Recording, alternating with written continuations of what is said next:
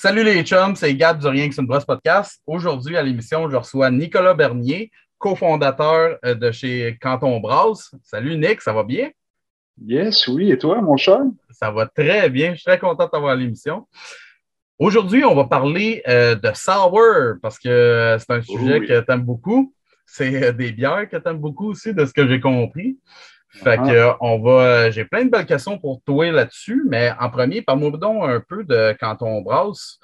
D'où est-ce que c'est parti, où est-ce que vous êtes situé, etc. Alors, je sais pas que tu allais commencer avec ces questions-là, mais c'est cool. Je vais te faire une histoire courte. Quand on brasse, c'est une histoire de famille qui est partie en 2019. Puis, on voulait partir un brew pub à Harford, au pied de au pied de la montagne du mont Harford, justement. Puis, donner un lieu de rassemblement aux gens. On s'est installé dans un ancien pub de village qui s'appelait le Gubac. Puis, OK. dans le fond, c'est de recréer cet espace-là pour les gens du coin. Euh, de se rassembler autour d'une bonne bière avec des événements, des jeux de table, une table de baby-foot. Rendre l'espace un peu ludique, convivial. Ouais. Les chiens qui sont acceptés à l'intérieur, ça Oh, terrasse. Regarde, c'est hot, quand ça. on le brasse, c'est notre vision encore aujourd'hui. OK. Puis là, maintenant, on est rendu avec deux partenaires, mon père et moi, plus deux amis. Donc, c'est ça quand on brasse. Bière sûre, New England IPA, bière à fermentation mixte aux fruits. On expérimente beaucoup, on fait de la macération pelliculaire. Je veux C'est dire, hot. il n'y a pas de limite. Ouais, C'est ouais. ça. Ah, c'est On cool. profite de notre petit volume pour faire des tests. Expérimenter. Ouais, C'est ça. c'est cool. Mm. Ben, sinon, si on en revient au sour, c'est quoi les méthodes de souring que tu utilises? C'est sûr que principalement, c'est le kettle sour, Ouais. souring. Donc, un surissement en marmite, comme on Mhm. dit en français. Très standard, là, qui dure environ 16 à 32 heures, riche, ça dépend, là, dans notre cuve d'ébullition. Donc, ça coupe notre journée de brosse, on fait notre mash, on pasteurise notre mou, on, on met nos lactos, puis on fait notre surissement comme ça. C'est rapide, c'est efficace, ça donne quand même des bons résultats avec les lactos qu'on utilise. Mais on commence à faire on commence, ça fait longtemps qu'on en fait, mais c'est juste que c'est plus long. On fait du Mhm. surissement aussi à fermentation mixte là, avec des bières déjà atténuées, soit partiellement ou presque complètement, puis on rajoute des lactos de surissement OK. à long terme là, avec des brettes, puis là, ça fait son travail là, Ouais, ouais. plusieurs Fait, que mois. fait que dans le fond, c'est ton propre mix de bret puis de lacto que tu vas rajouter là-dedans ou c'est quelque chose qui est Ben, déjà présent dans le bois ou. non, nous c'est sûr qu'on utilise des levures puis des bactéries qui sont isolées OK. par un laboratoire, mais on réussit toujours le même, mais on a aussi on a nos souches maison qu'on appelle qu'on réutilise. OK. Puis c'est jamais arrivé, mais comme jusqu'à date, mais comme rendu à un certain nombre de réutilisations, on décide de racheter des nouvelles souches, puis on recommence à zéro. OK. Mais c'est jamais arrivé qu'on a eu des mauvais résultats ou qu'on a comme racheté une nouvelle souche parce que Ouais. ça goûtait genre la couche, là. Fait que à date, c'est pas mal ça. Mais on a travaillé avec plusieurs produits, puis là, on a comme des produits des souches qui vraiment viennent nous chercher, nous. Donc, Mhm. c'est l'important pour nous d'utiliser ce qu'on aime, en fait, au final. Ouais. C'est quoi la différence entre les deux méthodes? Par là, je m'explique là. Quelle différence ça apporte pour que tu ailles plus vers une méthode de surissement plutôt que vers l'autre? Euh, Mais là, il y a deux choses. Tu as la qualité et tu as la quantité, hein. C'est l'équilibre entre les deux. C'est sûr que niveau qualité, je te dirais, la méthode de fermentation mixte avec un surissement post-fermentation primaire, c'est ce qui est le plus complexe et qui est le plus englobant comme expérience, le plus digeste. main mythe, c'est vraiment notre technique favorite. Par contre, OK. c'est plus long. On va se dire. Ouais. La méthode de surissement à la marmite, là, de kettle souring, ça nous permet d'avoir de la sour à l'année longue. Mhm. Puis on travaille ça d'une façon pour quand même avoir des sours qui ont un caractère, qui sont pas limpides, là, qui ont vraiment un beau corps, sont accompagnés d'un beau sucre résiduel pour pas que tu as l'impression de boire de l'acide à batterie. Fait Ouais, que là, ouais. c'est sûr que si tu me demandes, moi, je te dis fermentation mixte, all the way. OK. Mais j'aime ça boire de la, tu sais, comme là, je bois une petite bière sûre, sour à pied, puis tu sais, si on fait ça, kettle souring, puis c'est comme ma bière to go. Mhm. OK. Vraiment, là, c'est ma favorite. OK. Ben, justement, moi, je voulais qu'on parle un peu plus du Kettle Sour, là, parce que je voulais, tu sais, j'essaie de compartimenter mes épisodes un petit peu. Fait que si on se concentre un peu plus sur le Kettle Sour, c'est quoi les grandes étapes, là, avec un peu plus, tu sais, un peu plus détaillé, là, c'est quoi les grandes étapes pour aboutir, tu pars du grain pour aboutir à une sour? Euh, Ben, on s'entend que on procède dans un mash là, standard comme dans un mash standard. Quand on brosse, on mâche toujours plus haut en température. OK. On cherche quand même des sucres complexes pour garder un corps puis un sucre résiduel qui est pas trop lourd, mais qui est Mhm. agréable au ressenti, là, comme au mouthfeel. Fait que, nous, on fait un mash à 69 pour OK. toutes nos sours pour venir compenser l'acidité. Euh, on transfère ça dans notre cuve une fois que la mâche est, puis qu'on a rincé notre mou, notre mèche. On envoie ça dans la cuve d'ébullition, puis on chauffe ça à 78 degrés Celsius, juste pour avoir une pasteurisation partielle. Euh, Ah, pour OK. finalement, Tu le montes pas à 100 là, pour la pré-ébullition, là. C'est vraiment à 78 pareil. non, on a une grande peur des DMS. Donc, OK.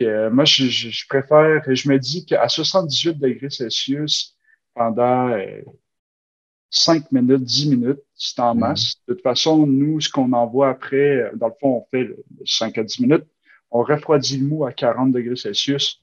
On envoie nos lactos qui sont habitués de travailler entre 30 et 40, mais on aime ça travailler comme toujours en haute température pour ces OK. bières-là. Euh, pour les kettle sour surtout. Euh, Normalement, là, si tout va bien, c'est même pas 12 heures. Puis le mou, il a passé de 4,5 parce qu'évidemment, pendant les 5 à 10 premières minutes comme de pasteurisation, on a effectué une préacidification du mou avec de l'acide lactique Ouais. pour descendre notre pH qui est à peut-être 5,2 à 4,5. Donc là, on part d'un pH de 4,5, puis ça descend à 3,6 en même pas 12 heures. Fait que, OK. une fois qu'on a atteint 3,6, on réchauffe la cuve à 78, toujours en bas du 80 degrés Celsius. OK. C'est comme une barrière mentale. Tu sais que j'atteins 80 degrés Celsius, oui, à certains points, il y a des spots, tu sais, des hotspots, là, on Ouais. connaît tout ça, là, mais comme, tu sais, oui, il y a des hotspots, c'est sûr qu'il y a des zones qui sont au-delà de 80, mais je veux garder un mou homogène idéalement. Donc, toujours en whirlpool, en recirculation continue pendant le réchauffement pour avoir un 78 sous le 80 pour le moins de précurseurs de DMS. Donc, pas de saveur de maïs en canne, Mhm. de chou, whatever. Là. Donc, on réatteint notre 78, un autre 5-10 minutes, dépendamment, je suis rendu où dans mon verre de bière. Là. Non, c'est pas vrai. Fait que, puis là, ensuite, on knock out dans le fermenteur à 40 degrés, encore là, parce qu'on fermente avec des kveiks. OK. On knock out à 40, mais souvent nos cuves sont froides suite au nettoyage, donc ça termine toujours autour de 34, 32-34 Mhm. de température, puis là, on envoie nos kveiks, puis on commence la fermentation en free rise jusqu'à qu'on top à 42. Là. Mhm. avec notre souche de Craig, qui d'ailleurs est réputée pour travailler dans des milieux acides. Fait Ouais. que, c'est pas mal, nous, les grandes étapes. Là, j'ai dépassé les étapes de keto souring, mais grosso modo, c'est pré-acidification, tu es en business, Mhm. puis tu envoies tes lactos, puis il n'y a pas de, tu sais, les lactos, c'est pas comme dans la levure, tu peux underpitch, tu peux overpitch. Ouais. La seule différence, tu le sais autant que moi, c'est juste que tu vas avoir un mou qui va sourire plus vite qu'un autre. Ouais. Puis, tu sais, des fois, au lieu de te prendre 12 heures, ça peut te prendre 36 heures parce que ton starter, ça a donné que tu as passé mis de craie ou je sais pas Mhm. trop. Tu sais, il y a des choses qui sont un peu hors de notre contrôle, là. Ouais, ouais. Tu sais, c'est vraiment la préacidification puis une constance dans la température de ta cuve d'ébullition. Nous, est isolé 3 pouces, puis on garde la température dans la cuve à 38, c'est pour pas trop comme qu'il y ait des cas de température. Mhm. Puis pour vrai, 90% du temps, c'est suri, dans le temps de le dire. OK. Tu vas-tu mettre aussi le CO2 par le fond, tu sais, avoir tout le temps un petit, pendant le 12 heures, là, avoir un petit Le CO quoi? bubbling, le CO2? Il y a pas de. Non? Nous, on purge même pas. OK. Ce qui nous importe au niveau de l'entretien préliminaire, si on veut, de l'équipement, c'est que nous, on brasse beaucoup d'IPA. Donc, avant une sour, la cuve et l'échangeur à plaques, tous les tuyaux ont été nettoyés au caustique, rincés à l'eau chaude, rincés comme de façon sanithermique pendant assez longtemps. Mhm. Puis on fait un nettoyage à l'acide nitrique, juste pour vraiment enlever les particules. On fait un nettoyage à l'acide nitrique comme une fois sur deux, là, pour OK. essayer vraiment d'enlever tout ce qui pourrait vraiment rester collé sur la pierre, le beer stone. Euh, Juste pour réduire au maximum le EBU dans le cuve. Mhm. Puis après, on rince à l'eau bouillante. That's it. C'est un peu encore ça. L'oxygène, il n'y a pas de recherche. Oui, il y a des recherches, mais comme il n'y a rien vraiment qui dit c'est pas bon pour Mhm. ton surissement. Puis nous, d'ailleurs, il faudrait que je vais t'amener un échantillon. Mais tu sais, nous, comme je disais pendant notre dernière discussion, tu sais, on embrasse beaucoup de sour, puis on a toujours fait ça comme ça. Euh, Puis on n'a pas de problème au niveau organoleptique, c'est des produits qui sont très constants. Euh, j'ai comme juste l'impression que l'oxygène, c'est comme une peur qu'on s'est créée un peu, là, qui est plutôt fondée sur des incertitudes qu'autre chose, là, de quelque Ouais, chose de ouais. concret. Fait que nous, on joue pas avec le CO2. On fait juste complètement fermer la cuve. On la ferme par le manneau du dessus avec un gasket. Ça la rend comme semi-étanche. Mhm. Je dis semi-étanche parce on a la chance d'avoir un évac. Tu sais, nous, on n'a pas une cheminée. On n'a pas une cheminée. C'est vraiment OK. un évac qui, dans un tuyau 6 pouces, qui vient s'accoter sur notre stack de condensation, là, qui est comme le bras qui permet que la condensation ne s'écoule pas dans la cuve d'ébullition, mais à côté. Ouais. Puis on garde une pression positive dans le cube si on veut, là. Fait Ouais. qu'il n'y a pas d'infiltration d'air. Tu sais, puis encore là, je dis si la température est stable dans le cube, ben, il ne devrait pas avoir de succion d'air. Ouais. Donc, c'est quand même, pour nous, ça a toujours bien marché. OK. Puis, tu sais, on travaille dans une cuve fermée, par contre. Je tiens quand même à Ouais. mentionner, là. OK. Donc, fermée avec, comme toujours, une certaine succion pour être sûr qu'il n'y ait pas de trop d'échanges gazeux, OK. mais il n'y a pas de CO2. Il n'y a OK. pas de, Non, mais je te pose la question parce que moi, c'est le même qu'on me l'avait pas montré, là, mais en tout cas, c'était la méthode qu'on employait dans un précédent emploi, là, dans le kettle, mettre le Mhm. CO2 juste pour avoir des petites bulles tout le long pour éviter, si tu veux, que d'autres micro-organismes aérobiques se développent. Fait que c'est juste ça, Ouais. mais tu es rendu là, je ne sais même pas si ça fait vraiment une différence ou pas, là. Mais ça doit, tu sais, pour vrai, ça doit dépendre de, là, puis là, on peut s'étaler dans le sujet, mais Ouais. dans ma tête à moi, ça doit dépendre un peu de la géométrie de tes équipements. Ouais. Nous, le Headspace, vu qu'on a un équipement de 7 BBL, puis qu'on le pousse vraiment, surtout vu, mais là, on va en parler tantôt, là, mais nos sour, notre pré-boil, là, le volume est très élevé. Donc, on arrive là, assez OK. flush du manhole. Fait que ça reste qu'il n'y a plus beaucoup d'espace au-dessus de la cuve. Fait que, tu sais, peut-être que c'est cette combinaison-là, avec, comme je dis, on ferme la cuve, on extrait l'air de façon comme semi-étanche. Mhm. Tu sais, c'est peut-être ces combinaisons-là qui fait qu'on n'a pas de problème. Je veux dire, on change de kit, peut-être que ça serait une autre histoire. Là. Ouais. Mm. C'est quoi ton genre de quel genre de pitch tu vas utiliser pour les lactos pour l'étape de surgissement? Ben, c'est sûr que Plantarum, moi, c'est quelque chose, une souche que j'utilise depuis que je brasse dans mon garage. Fait que, OK. on est allé avec, dans le fond, c'est un blend de 2 lactos de Escarpment. Donc, il y a du Plantarum, puis c'est 50-50 avec du Rhamnosus, donc des lactobacillus. Euh, qu'on achète en pitch de 1 hectolitre, puis que je multiplie, puis que je m'en garde de côté, comme ça. Puis c'est vraiment facile à OK. gérer des pitchs de lacto. Là. Ah ouais? Puis ça vieillit bien, puis c'est pas, tu sais, ça te prend juste de l'espace dans ta chambre froide, dans des Erlen meilleures sur tes tablettes que tu pries pour pas que quelqu'un accroche là, en Mhm. changeant un keg, là, whatever. Fait Ouais, que, mais tu sais, nous, c'est avec ça qu'on travaille principalement, là, ouais. OK.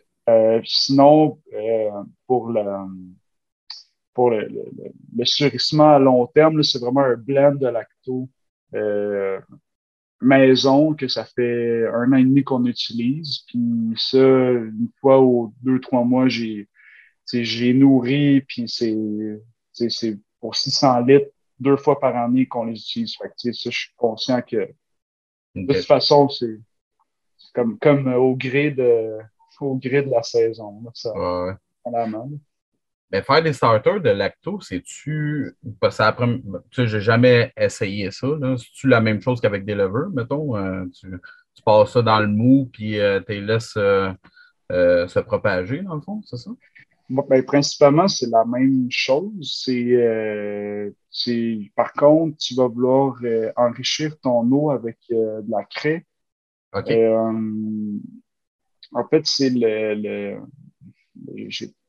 en fait, le sel, le minerai qu'il y a dans la craie va endurcir, si on veut, là, de façon très basique, là, va faire que les lactos vont se multiplier plus facilement, OK. puis ils vont mieux absorber les nutriments, puis par contre, ça les rend plus fragiles. Hmm. Euh, mais en même temps, vu que c'est des lactos, ben, ça travaille dans des milieux plus acides. Donc, moi, en plus de mettre de la craie, je pense que c'est 5 à 10 grammes par litre là, qu'il faut mettre pour un starter. Là, je dis ça par mémoire, mais si tu peux le trouver sur Milk de Funk. Ouais, ouais. Il y a une belle grosse section là, qui t'explique ça. Là. Ouais. Puis je coupe ça avec soit un peu d'acide lactique, mais dernièrement, je mets du jus de pomme, là, comme ils disent tout simplement. Là, je fais bouillir mon mou à base d'extrait de malt ou un mou que j'ai gardé au froid. Je le OK. refais bouillir juste pour être sûr qu'il n'y a vraiment rien dedans. Avec OK. un 10% de jus de pomme, puis mon dosage de craie. Puis je refroidis ça température pièce, OK. overnight. Je pitch mes lactos dedans, puis là, c'est parti. Puis ça, c'est évidemment, c'est dans un Erlen meilleur avec une bombe aseptique, donc un airlock. Fait que, tu sais, encore là, c'est aérobie, pas très longtemps, mais Ouais, s'il n'y a ouais. pas de fermentation, il n'y a rien qui se passe. OK. Je peux te dire que ça marche. Parce que j'ai OK. fait des tests de, mettons, surir une bière en 800 litres avec un pitch de 1 hectolitre, comme Mhm. j'achète, versus surir une bière avec un starter de 5 litres, comme je fais dans un Harlem. Puis on parle de 2 à 3 jours de temps de surissement pour donner à peu près le même résultat à OK. même pas 12 heures. Fait Oh, que, wow. tu OK. sais, ça marche. J'ai pas pris le temps là, de regarder dans mon microscope, tu sais, c'est quoi la population, faire des comptes d'individus puis tout, mais par expérience, on s'entend que c'est ça la bière principalement, encore Ouais. aujourd'hui. Par expérience, ça marche, ça va bien, on a des résultats positifs, donc OK. Puis combien de temps tu peux, parce que là, après, un coup que tes starters sont faits, tu vas les mettre au fridge, combien de temps tu peux Hmm. facilement garder ça? C'est sûr que moi, je te dirais maximum 2 semaines. OK. OK. Puis après, ben, tu peux. Moi, souvent, ce que je fais, c'est que je vais faire ça va se faire une décantation automatiquement. Là. Mhm. Puis, mais la craie, elle va mal se stabiliser tout le temps. Fait que tu veux comme prendre juste le fond de la laine meilleure sans le trub vraiment collé. OK. Puis tu peux tu vides le top. Tu vides le top, tu récupères comme le litre OK. du fond, tu jettes la craie, puis là, tu remets un nouveau mou dans un autre laine meilleur, puis là, tu transfères ton litre reste. Fait que c'est comme, là, c'est des manips de labo, là, de manipulation de lever, mais Ouais.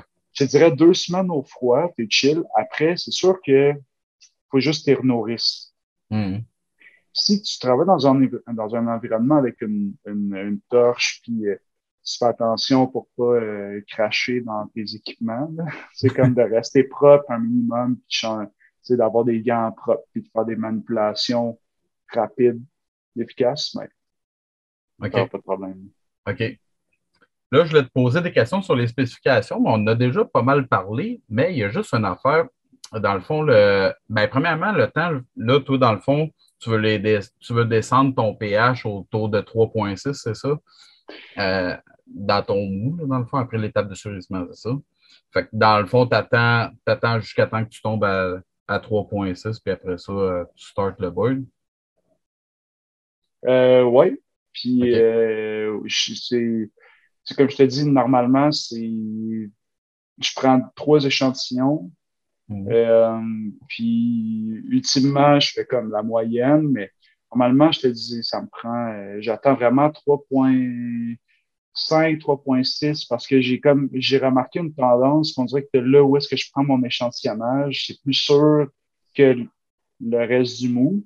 Fait que OK. ce soit un peu plus sûr que passé, moi, ça me dérange pas. OK. Après, là, ça dépend vraiment du kit, de comment est-ce qu'il y a un paddle, un moteur qui mélange tout le temps bien votre kit ou de où est-ce que vous tirez le kit. Si par juste Reddit, là, il y a du monde qui soutire leur échantillonnage du fond de la cuve. OK. Et c'est toujours comme 0,2 de plus Ah que ce que ouais. dans ta cuve. Moi, je OK. soutire du milieu de la cuve. OK. Comme le bras du whirlpool, en fait, qui est vraiment au milieu de la cuve. Fait que c'est comme une genre de moyenne, si on veut, là. Ouais. Mais tu sais, il est comme, même dans le surgissement, il y a un effet de stratification. Fait que moi, j'attends que ce soit 3,5, 3,6. OK. Puis après, je passe, je commence à chauffer, là. Ouais. D'habitude, ces bières-là, ils vont finir autour de combien de pH à la fin de la fermentation? Euh, Là, c'est ça. Nous, on a comme 2 branches de bière sûre. On a notre point de tarte qui est comme la bière sûre qu'on brasse tout le temps quand on brasse, qui est notre sour IPA, là. C'est sûr que vu qu'on a du houblon, on fait comme un dry. Tu sais, on fait un whirlpool, une Hmm. infusion en whirlpool. Puis après, on fait un dry up en Eichhausen. Normalement, on finit à 3,7.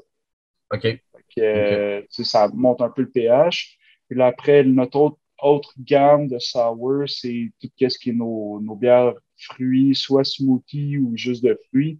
Là, soit le pH il va rester relativement stable ou il va descendre à 3,5. Et j'aime pas ça quand tu tombes à 3,4 ou en bas, là, je trouve que ça devient vraiment intense. OK. Là, on reste souvent entre 3,5 3,6 dans ce coin-là. On trouve que c'est comme un sweet spot euh, qui est digeste, qui est le fun à boire. Tu sais, on veut quand même, nos bières sûres, on veut que ce soit des bières de soie. Tu sais, il y a Mhm. des exceptions, nos surissements à fermentation mixte, des fois, ils descendent à 3 points, dans le bas de 3,5, mais c'est jamais plus bas. C'est Mhm. c'est pas ce OK. qu'on recherche quand on boit ça. OK. As-tu déjà eu ça, toi, des pH qui descendaient trop? Est-ce que ça t'est arrivé? Puis qu'est-ce qu'on devrait faire dans ce temps-là? Ben, moi, c'est jamais arrivé. Par contre, ce que je pourrais, c'est jamais arrivé parce que vu que je suis le seul qui est là, puis je suis tout le temps comme, je suis souvent dans la brasserie, puis quand il y a une bière qui traîne dans le 14, c'est sûr que je vais tout de suite aller checker ce qui se passe, hein. Mais j'aurais tendance à dire de la mixer avec une bière. OK. J'étais arrivé à un collègue brasseur, puis lui, ça avait droppé genre à 3,2. Finalement, ils l'ont mixé avec une ale blonde, puis ils ont réussi à faire une bière au fruit avec, puis ça a bien sorti. Tu OK. sais, j'aurais rendu là, j'aurais tendance à dire que les ajustements avec d'autres sels minéraux, comme mettre du bicarbonate de soude ou essayer d'ajuster avec un autre sel, je déconseille fortement parce que tu vas trop le goûter. Là, Ouais. je te dirais, soit si tu as de la place, profite-en. Envoie cette bière-là dans une barrique ou garde-la dans une cuve. Ça n'a pas besoin d'être propre parce qu'on s'entend que si c'est rendu à 3,2, 3,3, ça peut être une cuve qui a été nettoyée, mais qui n'est pas nécessairement top pour faire de la fermentation primaire. Puis Mhm. tu l'utilises en bière de coupage, puis ça peut te faire des blends vraiment cool pour des événements. Puis, mais Ouais. si ça descend trop, je veux dire, Ouais. rattraper ça, c'est dur. Ah, ouais. C'est ça dire, hein? Des pH qui Il y a ont. du lactose. Il y a du lactose. Je vais retenir juste ta phrase-là. Ben, sinon, si ton pH, il descend pas assez, parce que moi, j'ai déjà eu ça, là, tu sais, j'attendais un peu plus bas, mettons, puis tu sais, au bout de 24 heures, ben, ça descend plus pantoute, ça stagne là, puis tu sais, j'ai repris des pH aux 4 heures, mettons, puis je stagnais là. Qu'est-ce que tu préconises là-dedans? Est-ce que tu attends encore plus longtemps ou t'en rajoutes? Euh, Si t'es brassé en maison, je te dis attends. Il n'y a pas de stress. Si t'es Euh, brasseur commercial? Si t'es brasseur commercial, encore là, ça dépend de ta cédule de prod. Moi, j'ai vu qu'on brasse beaucoup de sour, on a planifié des délais de l'attente. Quand on brasse une sour, c'est comme au milieu de la semaine. Fait qu'au pire, ben, c'est une autre bière que j'ai brassée après, mais au lieu de la brasser jeudi ou vendredi, je la brasserai samedi. Pour Hmm. l'instant, ça ne me dérange pas. Mais première affaire, j'aurais à dire, si tu travailles dans un milieu qui est propre, comme je t'ai dit tantôt, nous, on nettoie notre cuve, on l'aseptise, c'est spick and span. C'est vraiment propre comme espace. Si c'est propre, attends plus longtemps, OK.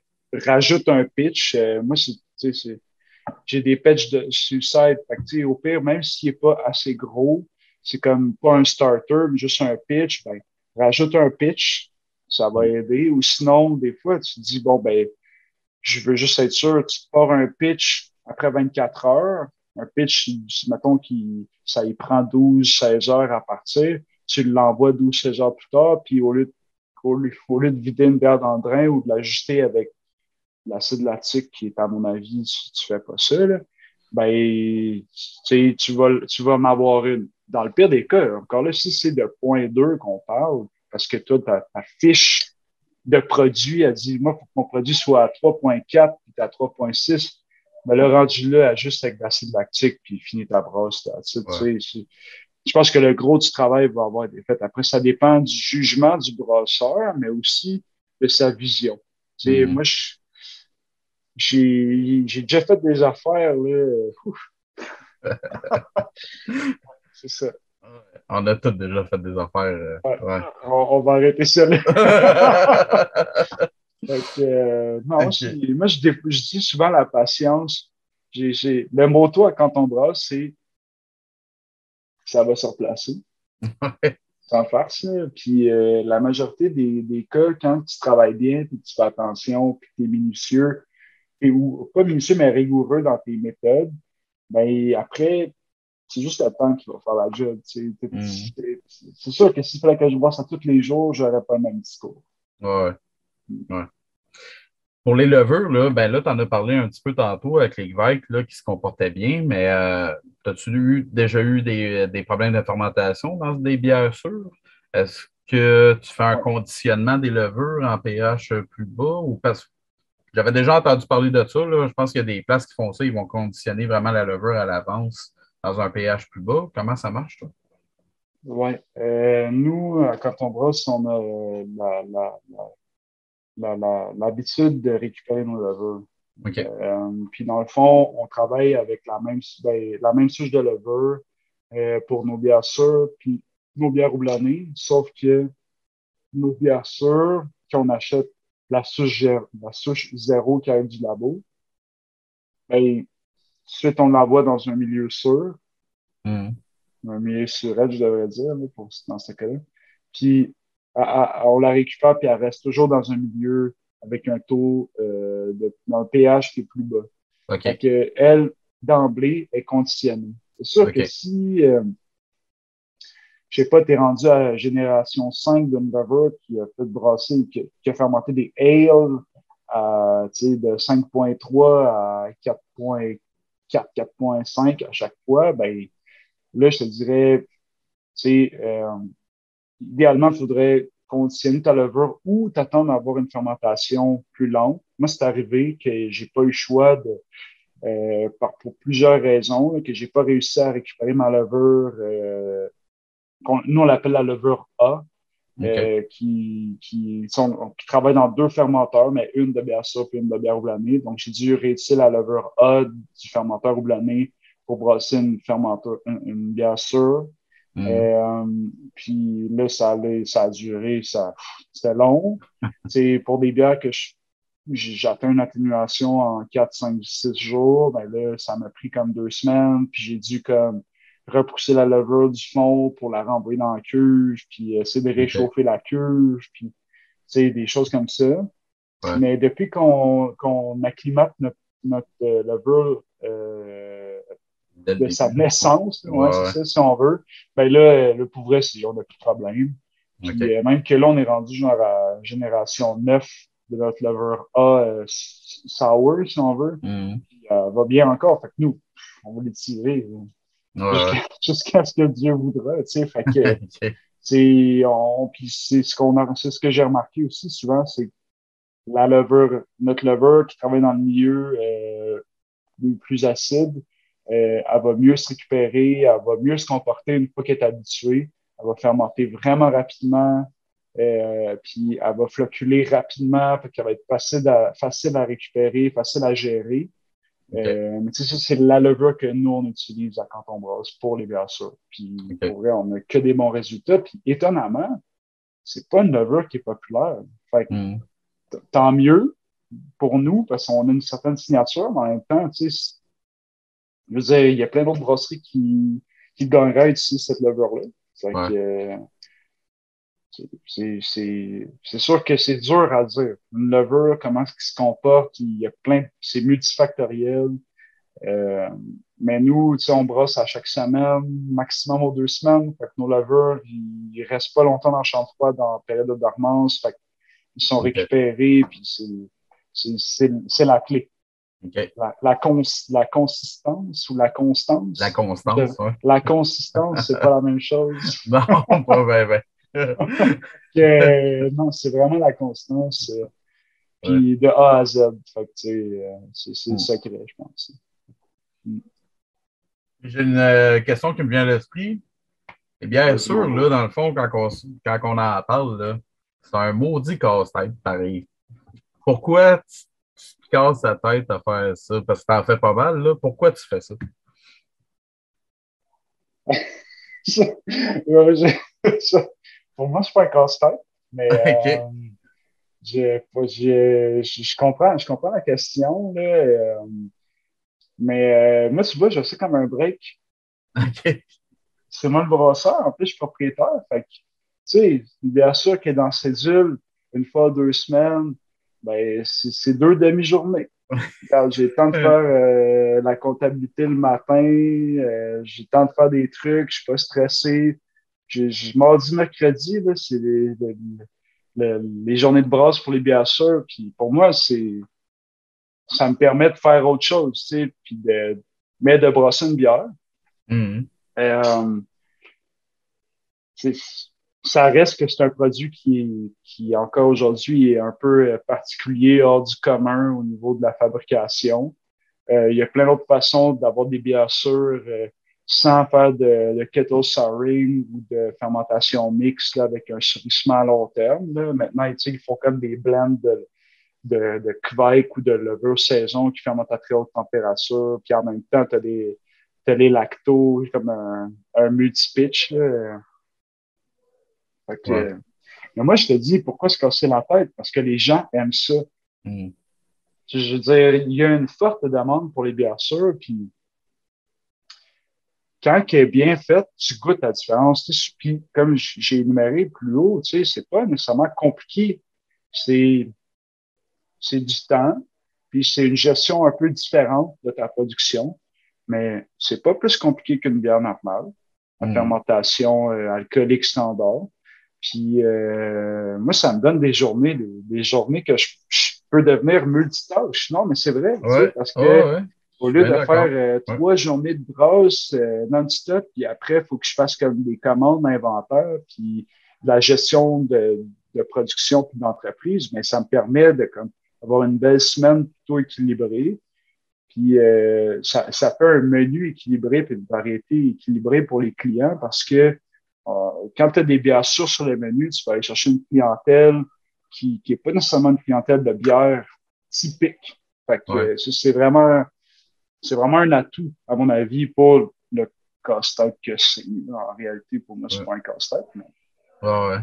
mais voilà. Non, mais c'est parce que, tu sais, des fois, j'ai déjà travaillé à des endroits que c'est pas nécessairement leur, euh, Créneau. ouais, leur créneau exactement, mais tu sais, comme tu dis, toi, t'en fais pas mal, tu sais, fait que veux pas. euh, Mhm. Toutes tes affaires sont montées en fonction de ça, tu sais, fait que c'est rapidement moins chiant, si on peut dire, d'aller vers le sour, tu sais, que, en tout cas, je donnerai pas Ben oui, d'exemple, là, mais tu sais, que de grosses brasseries. Ben non, mais ouais, c'est sûr. Tu sais, moi, ouais, je suis d'emblée, on est parti avec une vision dans le fond, qu'on scale un brasseur amateur en brasserie artisanale. Donc, c'est sûr que pour nous, il fallait pas se limiter dans des contraintes de capacité de production, de limitation de produits. Tu sais, on voulait vraiment se lâcher lousse et avoir du lousse mhm, pour faire des bières qu'on aime et que les gens aiment. Fait que, tu sais, c'est sûr que dans un mindset comme ça, en partant, c'est facile. ouais, Si tu pars que tu veux brosser ta blonde, ta blanche, puis ta rousse, à l'année, puis sur toutes les tablettes du Québec, là, ça ne tentera pas de faire de sour. Mais c'est ça. c'est une sorte de mentalité. Puis moi, j'accepte, dans les deux cas, j'accepte ça, tu sais, puis il y a de la place pour tout le monde. Mhm. Mm. Je voulais te parler en finissant là, un peu de. Parce qu'on s'était déjà parlé là, il y a une couple de semaines de, Ben, regarde. de la de bière crue que tu faisais. Dans le fond, tu faisais pas d'ébullition partout. Mais là, tantôt, tu parlais de ton étape de souring. Puis là, tu m'as dit que tu faisais pas l'ébullition après, tu l'amenais à 78. Ça veut-tu dire que tu fais ça pour toutes tes bières ou juste pour les sour ou comment ça marche? Je t'avoue, il y a un temps que j'ai pas eu le choix, hein, parce que OK? j'avais des problèmes. À Hartford, on a des problèmes de voltage, de puissance électrique. OK. Puis ça faisait que mon panneau, il disjonctait ou puis là, il a fallu que je réduise la puissance de mon panneau en débranchant des éléments. Donc pendant, je pense qu'au total, 4 mois, j'arrivais pas à faire bouillir mon mou. Ah ouais, OK, je comprends. Et fait que, j'y arrivais, mais c'était genre 6 heures de pré-boil. Puis là, tu avais Ah ouais. comme un boil tellement timide que tu disais, coudon, je fais juste comme récolter des DMS, mais je les évacue pas. Tu sais. Puis moi, pourrais, j'adore les lagers. Puis si je pouvais brasser plus de lagers, j'irais dans cette voie-là. Fait que pour moi, les DMS, c'est comme, oh my Hmm. God, tu sais. Fait que j'ai lu beaucoup là-dessus. Mais bref, puis il y a eu cette situation-là, puis j'ai parlé à mon chumé, mon petit chum, qui est David Place, qui était comme mon genre de consultant OK. de départ, qui m'a vraiment donné un coup de main. Là. On se connaissait pas avant, il venait quand on va se donné, puis ça a connecté, puis lui avait aidé la ferme puis à son démarrage, puis moi, je parlais de mon problème de panneau, puis c'est comme, il faut que je fasse bouillir, puis ça me prend 6 heures, puis ça marche pas. C'était comme, dude, man, fais pas bouillir, c'est pas grave. Puis là, j'étais pas sûr, tu sais, puis j'étais comme, écoute, qu'est-ce que tu peux dire là? Ben non, il était comme, mets ça à 80, puis 10 minutes, merci, bonsoir, puis C'était pas besoin. Puis dans ce temps-là, c'était une sour que je brassais. Puis dans ma tête, à moi, on allait régler le problème rapidement, mais finalement, c'était pas juste un électromécanicien qui allait régler le problème. Donc, j'ai été pris avec cette mentalité-là, avec cette problématique-là plus longtemps que prévu. Donc, j'ai commencé à faire des bières crues, pas par choix, mais nécessité. par obligation, exactement, par nécessité. Par contre, j'ai fait mes bières, mes IPA. Quand c'est arrivé à ce moment-là, je faisais soit des sour ou des bières tellement houblonnées que même s'il y avait quoi que ce soit, je sais pas, une bactérie, une brette, whatever, il y avait tellement de houblon qu'il oublie ça. C'était comme Okay. tu choques dessus. Là. Fait que, tu sais, je m'étais gardé quand même cette sécurité-là. Par la suite, avec l'expérience, je me suis rendu compte que pour les sours, ça va super bien. En fait, on monte jamais notre mou au-dessus de 78 degrés Celsius. Encore là, c'est la majorité de notre mou. On n'a pas de problème. On fait vraiment attention, on nettoie jusqu'au filtre à eau de la brasserie. On a comme un suivi de nettoyage du filtre à eau. Fait que, on check tout là, de A à Z. Donc, mais je me suis rendu compte que l'instabilité colloïdale, là, si on veut, la bière, au niveau des bières houblonnées, que ce soit cru, c'était too much. Il y avait trop de protéines en suspension. Ça faisait vraiment un beau haze. C'était parfait pour le haze. J'ai pu réduire mon houblonnage, mais ça rendait la bière trop propice à de l'oxydation. Donc, pour toutes mes autres bières, j'ai arrêté d'y aller cru. Même si je fais des fermentations à très haute température, pour contrer les DMS, si on veut, mais dans mes bières sûres, c'est jamais plus que 78 degrés Celsius, puis fermenté toujours au-dessus de 32 degrés Celsius, avec une fermentation très vigoureuse. Donc, s'il y avait des précurseurs de DMS, ben, des DMS sont évacués à ce moment-là. Puis on a de la bière stable, puis qui a du corps, qui a un côté fermier même. C'est ça qui est le fun. Tu sais, ça rajoute une complexité. Puis j'ai pas lu l'œuvre de j'ai Lamberg en tête, là, mais dont le spécialiste de Quake, là, Marcus Larius. Larius. Lui, il parle beaucoup des bières crues parce que historiquement, c'est ce qu'il faisait. Là. Mais je pense que si on le faisait comme autrefois, puis il n'y avait pas de problème, les gens ils chiaient pas vous 4 heures après, là, en bon français, ben t'as pas de problème. Puis moi, souvent, je vois ça comme une opportunité environnementale. Il y a moins d'énergie, une opportunité d'affaires, on dépense moins d'argent. Puis dans le fond, nos bières sont tout aussi bonnes, si c'est pas meilleur. Puis nous, ça épouse notre vision artisanale de la bière. Fait que pour moi, oui, c'est spécial. On n'est pas les seuls qui le fait. Comme je dis, il y a d'autres, moi, ça m'a été proposé par un ami qui a brassé de la bière dans des microbrasseries. Mais tu sais, c'est un peu tabou. Pas trop que t'en parles. Qu'est-ce que ça peut faire? Est-ce que tu vas attraper le colis dans ta bière parce qu'elle est crue? Non.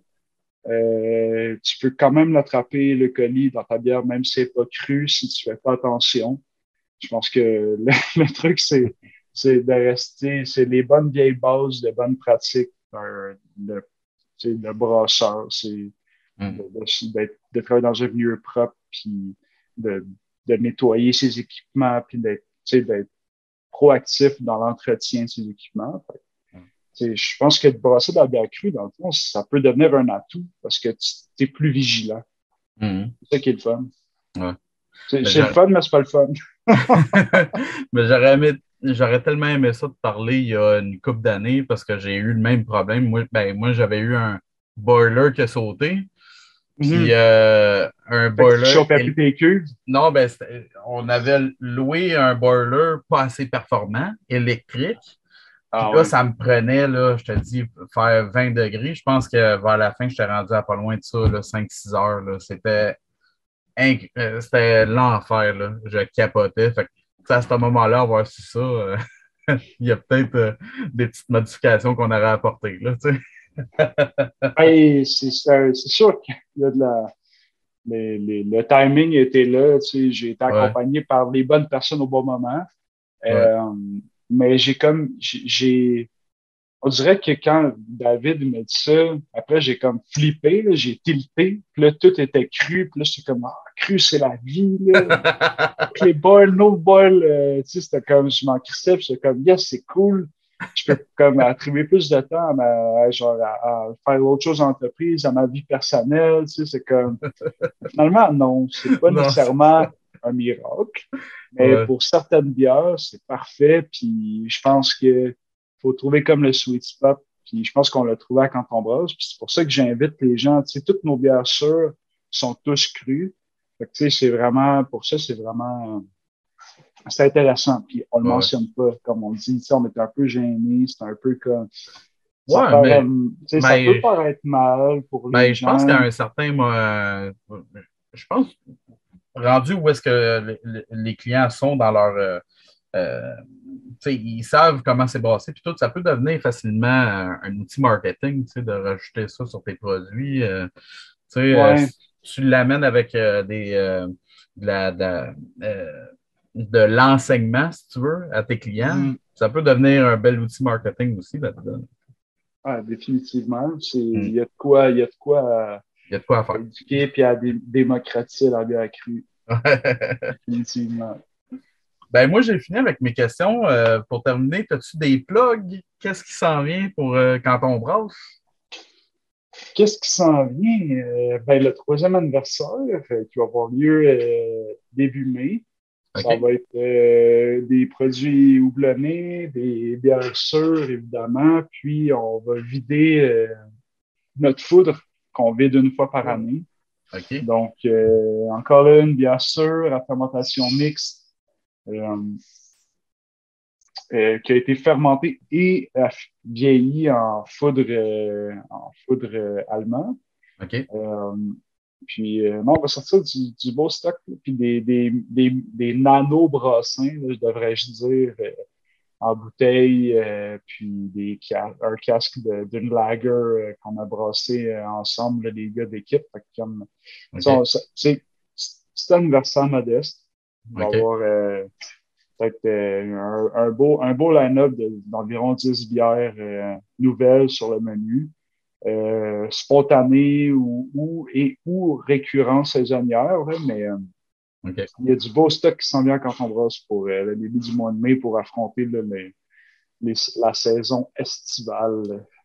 Euh, à part de ça, il y a juste toujours nos beaux visages là, présents à Hartford. Toujours la fun à côtoyer. Parfait, ça. Ben, c'est ça que je vais venir voir ça. Je vais essayer de me libérer pour début mai. Ben ouais, gars, moi, je vais venir vous voir là, parce que ça a l'air qu'il y a quelque chose qui se trame là, Ah, peut-être, peut-être. Ben, je sais sans pas si je plus. peux en parler. Fait que... Non, ben sans plus, pour ça, sans plus. Mais Ouais, sinon, tu viendras nous voir à Canton Brosse, ça va être cool. certain, certain. Yes, sir. Ben, merci Cool. infiniment d'avoir participé, man. Je suis bien content de t'avoir eu. C'était très intéressant. Invitation, gars. Yes, sir. Puis à vous autres, les auditeurs, ben, je vous dis à un prochain épisode. Cheers! Cheers!